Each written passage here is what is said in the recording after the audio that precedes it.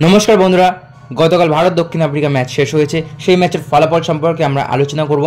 তাছাড়াও আপনারা থাম্বনেলে দেখতে পেয়েছেন যে কোন প্লেয়ারকে কোন কোন দল বা কোন কোন ফ্র্যাঞ্চাইজি টার্গেট করতে পারে সেটা নিয়ে আমরা আজকে আলোচনা করব। সুতরাং ভিডিওটা না টেনে সম্পূর্ণ দেখবেন এবং আমাদের চ্যানেলে যদি আপনি নতুন হয়ে থাকেন তাহলে অবশ্যই আমাদের চ্যানেলটি সাবস্ক্রাইব করে দিয়ে যাবেন। আসুন জেনে নেওয়া যাক বিস্তারিত। গতকাল সিরিজ নির্ধারক ম্যাচ ছিল ভারত দক্ষিণ আফ্রিকার মধ্যে। সেই ম্যাচেই সিরিজ জিতে নেয় ভারত। 11 রানে জিতেছে তারা। প্রথমে টসে জিতে বোলিং করতে চেয়েছিলেন সাউথ আফ্রিকা, তাই প্রথমে ব্যাট ধরে 219 রান করেছিলেন 6 উইকেট হারিয়ে। 220 টার্গেট দিয়েছিলেন সাউথ আফ্রিকার সামনে।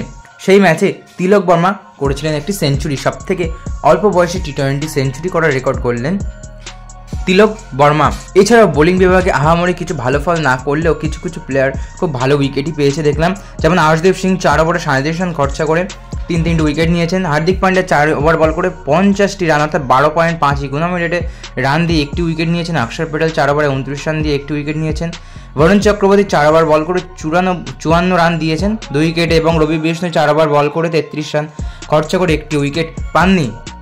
এবং এই ম্যাচে জসপ্রীত বুমরার পরে রেকর্ড করলেন আর্শদীপ সিং। তিনি হলেন টি-20তে সর্বোচ্চ উইকেট নেওয়ার রেকর্ড। তিনি ভারতীয়দের মধ্যে জসপ্রীত বুমরা 59টি উইকেট ছিল, গতকাল একটি উইকেট পেয়ে 60 উইকেট হয়েছে পাওয়ার প্লেতেই, যে রেকর্ডটি করে ফেলেছেন আর্শদীপ সিং। এরপরে আসা যাক যে এই যে প্লেয়ারগুলোর আমরা প্রথম থেকে নাম দেখালাম থাম্বনেলে, তো সেই সব প্লেয়ারগুলোকে কোন কোন ফ্র্যাঞ্চাইজি টার্গেট করতে পারে সেই নিয়ে আলোচনা হবে। তো প্রথমেই আসা যাক চেন্নাই সুপার কিংসের অন্যতম পেসার দীপক চাহারের।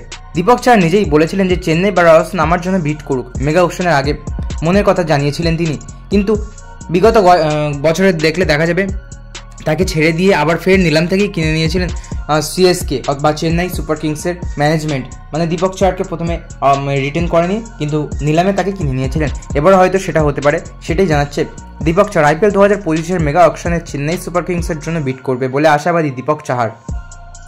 এই ভারতীয় পেসার বিগত কয়েক বছর ধরে সিএসকের হয়ে আইপিএল খেলেছেন, তবে তাকে এবার রিটার্ন করেনি ফ্র্যাঞ্চাইজি। কিন্তু দীপক আরও একবার হলুদ জার্সি গায়ে চাপাতে বেশ উৎসাহী। 2022-এর অকশনে তাকে 14 কোটি টাকার বিনিময়ে কিনেছিল চেন্নাই সুপার কিংস, তবে সেইভাবে কার্যকর হয়ে ওঠেননি তিনি। 2022-এর বেশিরভাগ সময়টা চোটের কারণে মাঠের বাইরে ছিলেন তিনি। এরপর 2023 এবং 2024 মরশুমে তার ফর্ম তলানিতে ছিল। এই দুই মরশুমে যথাক্রমে তিনি 13 এবং 5 উইকেট নেন। দীপক মনে করছেন মেগা অকশনে ফ্র্যাঞ্চাইজিগুলি তাকে দলে পেতে ঝাঁপাবে, বিশেষ করে পাওয়ার পেলে ওভারের তার কম রান দেওয়ার রেকর্ড দেখে। Times of India Deepak Chahar বলেন, আগেরবারও তারা আমায় রিটেন করেনি, কিন্তু অকশনে তারা আমাকে নিতে ঝাঁপিয়ে পড়েছিল। আমি জানি না এবার কী হবে। আমার মনে হয় আমার দক্ষতার এবার সঠিক মূল্যায়ন হবে, বিশেষ করে এখন যখন পাওয়ার প্লেতে দলগুলো 90-100 রান করে ফেলছে, এখন প্রায় 200 রান হয়ে যাচ্ছে ম্যাচে। আমার মনে হয় শেষের ওভারগুলোতে কম রান দিয়ে আমি নিজেকে প্রমাণ করেছি। এবার রিটেনশনে চেন্নাই সুপার কিংসের তরফে খুব বেশি চমক ছিল না, শুধুমাত্র অধিনায়ক ঋতুরাজ গায়কোয়াড় এবং রবীন্দ্র জাদেজাকে 18 কোটি টাকার বিনিময়ে ধরে রাখা ছাড়া। দীপক চাহার চান চেন্নাই সুপার কিংস এবং রাজস্থান রয়্যালস তার জন্য বিট করুক। তিনি বলেন, আমি মনে করি তারা আমার জন্য বিট করবে। আমি আবার হলুদ জার্সি পরতে চাই, তবে যদি তা না হয় তাহলে আমি চাইবো রাজস্থান রয়্যালস যাতে আমার জন্য বিট করে। সেটাই আমি মন থেকে চাইবো, কারণ রাজস্থান রয়্যালস আমার খুব ফেভারিট। তবে শেষ পর্যন্ত তিনি কোন দলে যাবেন তা নির্ধারণ হবে আসন্ন মেগা অকশনে। নভেম্বর 24 এবং 25 তারিখ সৌদি আরবে বসবে এই নিলাম। সেখানে ভাগ্য নির্ধারণ হবে এই বোলারের। তো পরবর্তী প্লেয়ার হচ্ছেন অস্ট্রেলিয়ার অন্যতম ব্যাটসম্যান স্টিভ স্মিথ। হ্যাঁ বন্ধুরা, স্টিভ স্মিথের প্রত্যাবর্তন ঘটতে পারে শুধুমাত্র প্লেয়ার হিসেবেই নয়, এমনকি আইপিএল এক ফ্র্যাঞ্চাইজির ক্যাপ্টেন হিসেবে। পন্টিংয়ের সঙ্গে জুটিতে সোনা ফলিয়েছেন তিনি। বড় লক্ষ্যে পাঞ্জাব নিতে পারে স্টিভ স্মিথকেই। আইপিএলের আসরে প্রত্যাবর্তন হতে পারে স্টিভ স্মিথের। 2021 সালে দিল্লি ক্যাপিটালসের শেষবার তিনি আইপিএল খেলেছিলেন। গত ফেব্রুয়ারি পর স্টিভ স্মিথ টি-20 দলে জায়গা পাননি, খেলার সুযোগ পাননি টি-20 বিশ্বকাপেও। তবে আইপিএলে খেলার আগ্রহ নিয়েই নিলামের জন্য নাম লিপিবদ্ধ করিয়েছেন স্মিথ। আইপিএলে স্মিথ প্রথম খেলেন 2012 সালে পুনে ওয়ারিয়র্স ইন্ডিয়ায়। 2 মরশুম সেখানে খেলার পর 2 মরশুম খেলেন রাজস্থান রয়্যালসে। এরপর রাইজিং পুনে সুপার জায়ান্টসে যান। সঞ্জীব গোয়েঙ্কার দলের হয়ে অধিনায়কত্বও করেন। 2019 সালে ফেরেন রাজস্থান রয়্যালসে। 2020 সালের আইপিএলেও খেলেন রাজস্থান রয়্যালসের হয়ে। 2021 সালে দিল্লি ক্যাপিটালসে ছিলেন স্টিভ স্মিথ, তবে সেবার 8টির বেশি ম্যাচ খেলার সুযোগ পাননি আইপিএলে। 103টি ম্যাচে 93 ইনিংসে স্টিভ স্মিথের 2485 রান রয়েছে, একটি শতরান ও 11টি অর্ধশতরানও রয়েছে। আইপিএলে 2012 সালে 14 ইনিংসে 362, 2013 সালে 7 ইনিংসে 159, 2014 সালে 7 ইনিংসে 147, 2015 সালে 12টি ইনিংসে 293, 2016 সালে 7 ইনিংসে 270, 2017 সালে 15 ইনিংসে 472, 2019 সালে 10 ইনিংসে 319, 2020 সালে 14 ইনিংসে 311 ও 2021 সালে 7 ইনিংসে 152 রান করেন স্টিভ স্মিথ। একমাত্র শতরানটি 2016 সালেই ছিল। স্মিথকে আইপিএলে নিতে পারে পাঞ্জাব কিংস। তার বড় কারণ হেড কোচ রিকি পন্টিংয়ের উপস্থিতি। দুজনেই অস্ট্রেলিয়ার মেজর লিগ ক্রিকেটে এমএলসি ওয়াশিংটন ফ্রিডমের কোচ ছিলেন পন্টিং। স্টিভ স্মিথ অধিনায়ক, 9 ম্যাচে 336 রান করেন। ফাইনালে 52 বলে 88 রান করে দলকে জিতিয়ে ম্যাচের সেরা হন। ফলে পন্টিং স্মিথ যুগলবন্দি দেখা যেতেই পারে এবার আইপিএলে। পন্টিংয়ের সময় স্মিথ দিল্লির হয়ে আইপিএলেও খেলেছেন। পাঞ্জাব কিংসের অধিনায়ক শিখর ধাওয়ান অবসর নিয়েছেন। স্যাম কারানকে ধরে রাখেনি পাঞ্জাব, ফলে নতুন অধিনায়কের সন্ধানে পাঞ্জাব কিংস। রিকি পন্টিংয়ের সঙ্গে ঋষভ পন্থেরও ভালো সম্পর্ক গড়ে উঠেছে। দিল্লি ক্যাপিটালসে থাকাকালীন পাঞ্জাব কিংসের সম্ভাব্য অধিনায়ক হিসেবে পন্থের সঙ্গে চর্চায় রয়েছেন স্মিথের নাম। এমনকি পন্থকে অধিনায়ক করলেও স্মিথকে নিতে পারে পাঞ্জাব কিংস। আইপিএলে রাইজিং পুনে সুপার জায়ান্টসের পাশাপাশি রাজস্থান রয়্যালসেও অধিনায়ক করেছেন। ফলে আইপিএলে নেতৃত্ব দেওয়ার অস্ট্রেলিয়ার প্রাক্তন অধিনায়কের কাছে নতুন কিছু নয়, আর সে কারণে স্মিথের আইপিএল প্রত্যাবর্তন হতে পারে পাঞ্জাব কিংসের মাধ্যমেই। কেকেআর দলের অভ্যন্তরে চাপ বাড়ছে, কারণ তারা ছেড়ে দিয়েছে তাদের opener wicket keeper Phil Salt. এবার সেই ফিল সল্টকেই ঝাঁপাবে কয়েকটি ফ্র্যাঞ্চাইজি। 31 অক্টোবর রিটেন প্লেয়ারদের যে তালিকা প্রকাশ করেছিল কলকাতা নাইট রাইডার্স, সেই তালিকায় ব্রিটিশ তারকা প্লেয়ার ফিল সল্টের নাম ছিল না। 2024-এর আইপিএলে কেকেআরের হয়ে দুর্দান্ত ফর্মে ছিলেন সল্ট। সুনীল নারায়ণের সঙ্গে ওপেনে নেমে বিপক্ষ দলের বোলারদের কোমর ভেঙে দিতেন তারা, তবে প্লে অফে খেলার সুযোগ হয়নি তার। এই নিয়ে সল্ট ও কেকেআরের আক্ষেপও কম ছিল না, কিন্তু এবার সেই বিধ্বংসী ব্যাটার তথা উইকেট কিপার দলে রাখেনি কেকেআর। তবে এও শোনা যাচ্ছে যে আসন্ন আইপিএলে মেগা নিলামের ফের ফিল সল্টের হয়ে নিলামে নামতে পারে কলকাতা নাইট রাইডার্স। বর্তমানে কলকাতা নাইট রাইডার্সের অধিনায়ক ও কিপারের অভাব রয়েছে। এও শোনা যাচ্ছে যে কেকেআর ঋষভ পন্থকেও দলে টানতে পারে, কিন্তু মেগা পন্থকে নেওয়া অত সহজ হবে না। ওদিকে রিটেন তালিকায় না রাখতে পারে ফিল সল্টের জন্য এবার ডাক উঠবে নাইটদের তরফেও। ফিল সল্টকে কিনতে পারে যে 3টি দল।